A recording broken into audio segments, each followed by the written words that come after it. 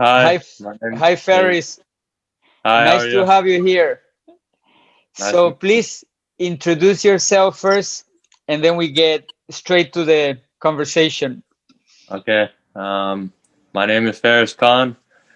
Um, I'm from Houston, Texas. I started playing tennis when I was 5 years old, and I got to the finals of 12 clay court nationals, also hard court nationals, and 14s clay court nationals, and I represented USA for like Davis Cup and Czech Republic. Okay. And as far as I know, now you're going to college as well, right? Yeah, I'm going to Duke University in January. Okay, awesome. Awesome. Faris, my first question to you is going to be, and maybe you can tell us a little bit of a story because we're going to start when you were a young kid and we'll travel until today. Okay. So the first question is, how did you get to play tennis? Why tennis?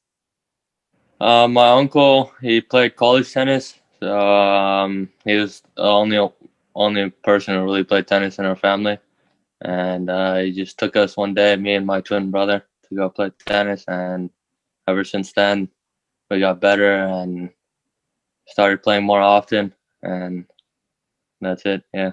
Yeah, and your uncle is Sharik, right? Yeah, sure. Yeah, that's the uncle we're talking about. And did you like it immediately, tennis? Because you used to do other sports as well, probably. Yeah, I played many different sports. I did. I played soccer. I played every a lot of sports. I did karate. Um, yeah, so it just we had to focus on one sport, so I picked tennis when I was like 5, and my brother played too, so it was fun playing with him every day. Okay, so since you were little, let's say 5 years, you started to play like on a daily basis, or you started slow and then No, increasingly you played we more? were just in the beginning. We would just play in the evenings, like once, and not every day. And then when we got, I would say, like 7 or 8, we started to play more often, and then from there we were winning everything already, and yeah, and then we started playing more often. So you started to have the feeling of success early, like with Yeah, 8, 7. yeah, Nice, nice. So that kept you rolling yeah. and playing more. Okay, then another question that I'm always curious, uh, for you is going to be a little different, but what was your parents' role in this? Were your parents involved on your tennis, or it was only Sharik or your grandfather, It, your grandmother? Who was the one leading it was only here? Sharik. It was only Sharik. Yeah, Only Sharik. yeah. My mom supported me, but it was Sharik mainly with Yeah. me. Have you ever asked Sharik why he got involved with tennis and not with soccer, for example? Because I know that you guys used to play Yeah, soccer as well and pretty good. my grandfather was used to play tennis for fun, and he wanted my uncle to play tennis. So, and my uncle's he didn't really have any like coaching. He yeah. So and then he was a pretty good player. Played for UTSA, and yeah. So that's why we Okay, played. okay, so you had one more person in the family that was involved with tennis before you and Sharik. It was your grandfather as well. Yeah, but he just played for fun. It wasn't anything serious. Yeah, okay, but that Yeah, counts as well, huh? That yeah, brings motivation into the house for one yeah. particular game. Uh, the next question is, in your opinion, in your perception, what coaching style did you have growing up? You learn like more by doing, or were you very technical in your learning, or it was more a philosophy, like get out there and fight and run for every ball? How do you experience that? Um, I think it's more like philosophy and like just fighting and just figuring things out as I was playing. It's more like that. Yeah, both. Okay, like trying to understand where to hit the ball and strategy and Yeah, it's more like strategy. Yeah. okay, and that the strategy led you to develop the strokes you had. So the strokes came with the strategy. For example, I have to hit the ball right there, so I have to figure out how to hit the ball there. Yeah, That and was also it was helpful having being able to. We had access to courts, so we were able to play a lot. uh-huh. So, and I was always had someone to hit with my brother, so it was good for me to get better. We had Yeah, each other. right. And you were lucky that both play good. Yeah, Okay. And you were always more or less the same level all the time growing up? yeah. Well, when we played our first tournament, actually, I remember I played my brother in the finals of like this 10 and under tournament. I beat him, and yeah, and then after that in 12s, it's like close. My brother would beat me, and I would beat him sometimes. It was back and forth. And how were those matches? I mean, was that a real fight, or it was a little fraternal fight? Like it doesn't matter if I lose to Yeah, my brother, or how is that feeling? it's some of the matches are more like mental, because he's my brother, and yeah, it's more mental other than anything else. Yeah, And when you guys finished the match, were you we were angry at each fun. other or fine? No, no, we were fun. Okay. Yeah, Okay. Yeah, I can see that you are very good with each other. You get along very good. Well, what people don't know is that I know Faris for many years already, Faris and Zane. So I've been around and I've seen them growing up also. So, did you have any role models as tennis players? Somebody you admire, a player that you say, "Oh, I want to play like this one or like that one." ever since I was 10, my role model was Fabio Fognini. I don't know if Oh, really? yeah, yeah. Even till now, he's my favorite player. Always looked Uh-huh. up to him. Yeah, And what do you like about him? the way he plays, the way he moves is very easy, and I like that about him. Okay, that he makes it look simple. Yeah, and he has nice feel and touch stuff like this. I like it. Yeah, yeah, very Italian with feel and Yeah. elegance. Yeah, and do you have any other player that you like beside Fabio? Um, I like Murray. Kind of his story. He had. Yeah. I like just the way he plays too. Yeah, yeah, good player, Yeah. good fighter. Um, Ferris, another question. Tennis puts you in different situations, and sometimes we get stuck in progressing. Yeah. And did you ever have like a moment of insight that you said, "Okay, wow, this was the missing piece in order for me to get a little better"? Did you ever had that, like to get to the next level, you had to learn or had to have the experience? Something you Yeah. I remember? mean, I remember when I was younger. It's just anytime I would struggle or I was stuck, and usually if that happens, I would spend time with my uncle and my brother and work hard and do stuff my uncle says, and I would usually get out of that pretty fast. And Okay. yeah, And can you define for us work hard? What does that mean for you? it means like give 100% of your effort, and yeah, Physical and mental effort, or yeah, or Yeah, is it more physical than mental, or how is both. that? Both. Yeah, it goes together. Yeah, and does it include also like short practices, long practices, or it depends? It depends also how your body is. When I was younger, I would practice a lot, but as I got older, had some problems, injuries. So yeah, it doesn't have to be too long. Just work on what you need to work on. Just work hard and you get out of the holes. Yeah, quality. What is your in your opinion your biggest challenge right now? The biggest challenge for me is just staying healthy. At this point, I'm feeling good doing fitness. Just need to stay positive.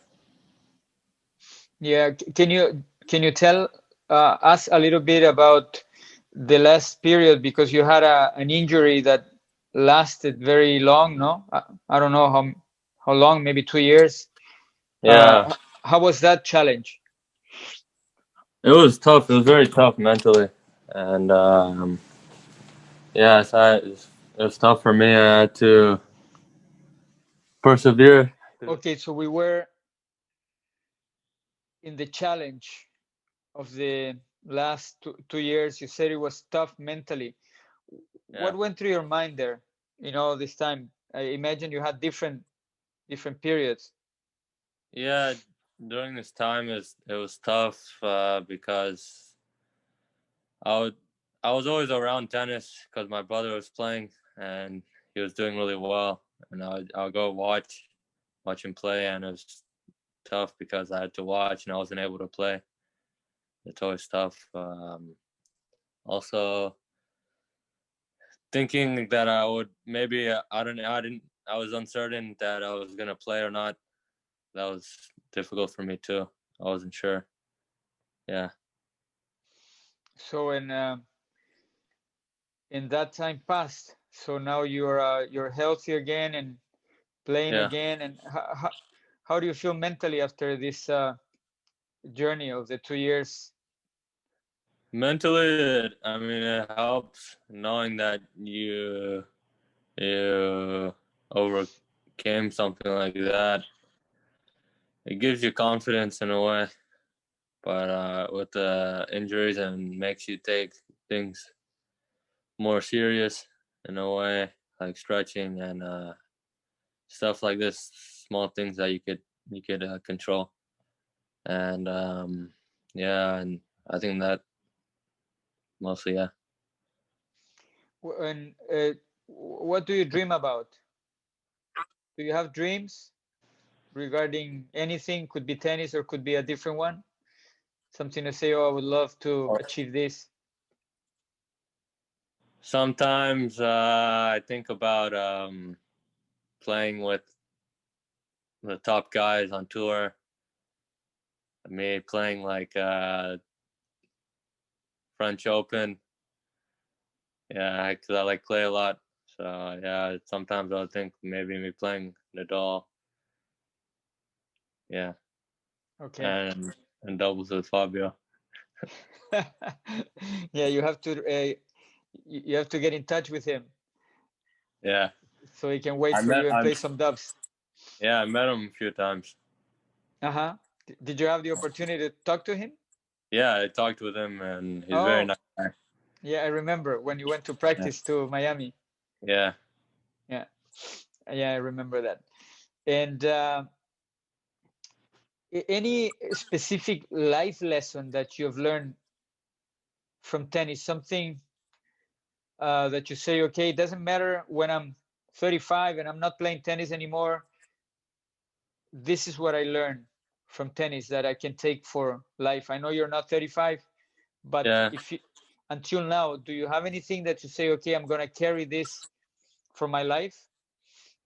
I think one thing is that I can learn from what I've been through is to keep going, no matter how much you're stuck or in a hole, like getting hurt, or even whatever it is, just keep going and not quitting. Yeah. Yeah. And what do you think gives you the motivation to do that? Because so many people quit, right? I mean, Yeah. I I know certainly people that would have quit. I mean, you had a 2 years knee injury. Yeah. Many other people would have said, I'm done with tennis. I don't want to play anymore. What was your pull there?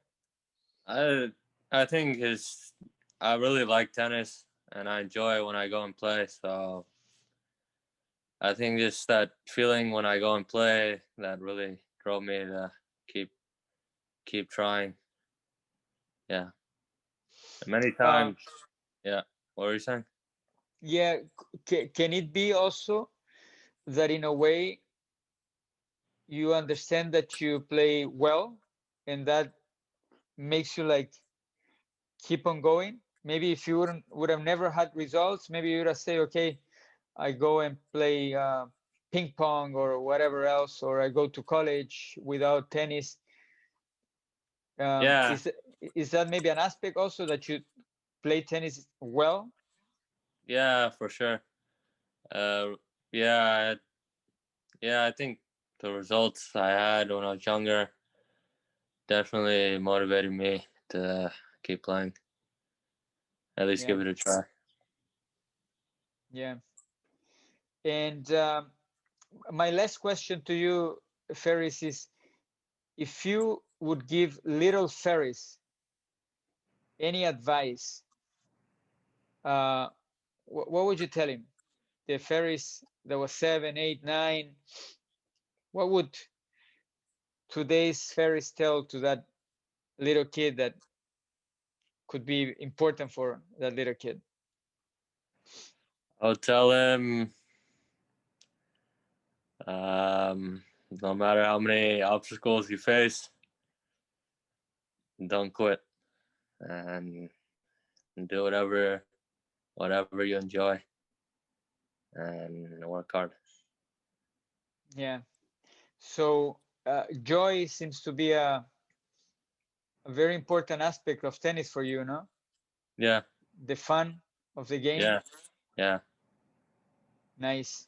And that gives you the energy to spend hours and go through the bumps. yeah, Yeah. Yeah. And the injury was a big bump. yeah. It's a big Uh, bump. yeah.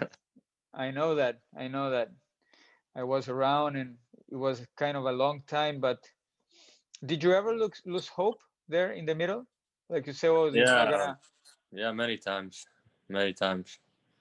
Yeah. Even when I came back in the beginning, many times I felt like stopping, but yeah, I pushed through and kept going. Yeah, Yeah. Nice. Nice, Ferris. I think it was a great payoff that you didn't quit. yeah, Uh, Personally, from outside, I couldn't fathom that you were not going to come out. For me, it was like, I don't know why I had so much faith that this was going to pass, no? yeah, Um, and it passed, and I feel right now you are in a good place. I mean, you're playing better and better. Of course, it's tough to recover 2 years in 6 months, uh, but you're moving up, you're moving forward. And what do you expect of the experience of college? Do you have like any plans for that? I'm very excited to go in January, and I think it'll be good. I'm gonna get a lot of match play, and I think that's what I need right now because I haven't played in a while from all those years. But yeah, I think it'll be a great experience. And in the academics, do you have like any curiosity, any subject that you say, oh, I'd love to investigate here and there, or understand a little bit more from this or that? Um, I think I'm probably right now. I haven't picked any major yet, but I'm looking into it. Probably public policy. I think that's interesting to me. What? Yeah, public policy. Oh, public policy. Okay. Yeah, yeah, it's interesting compared to the other majors I saw. Okay. Nice. I didn't know that. Yeah, Good. So maybe you become a politician at the end. yeah. I don't know. Nice, Ferris. Okay, Ferris, I think this is great. Uh, you know, the reason I'm doing this podcast is to understand the different paths from the being a kid and getting to where you are at right now. Many kids dream with that, Yeah, dream with the possibility to play tennis at such a high level that you can go to college or aspire to be a professional. I mean, I've interviewed so many kids, and many, when they are young, they say, I want to be number one in the world. But that yeah, turns out to be very difficult, and it's a dream. But uh, already to have the level to be able to go to college or to aspire to be a professional is a great achievement with your racket. So thank you so much for talking to me and thank for you. sharing this. And yeah, and I'll see you tomorrow probably. All right, thanks for having me on your podcast. Okay, Ferris. All Take right, care. yeah. Bye bye. All right.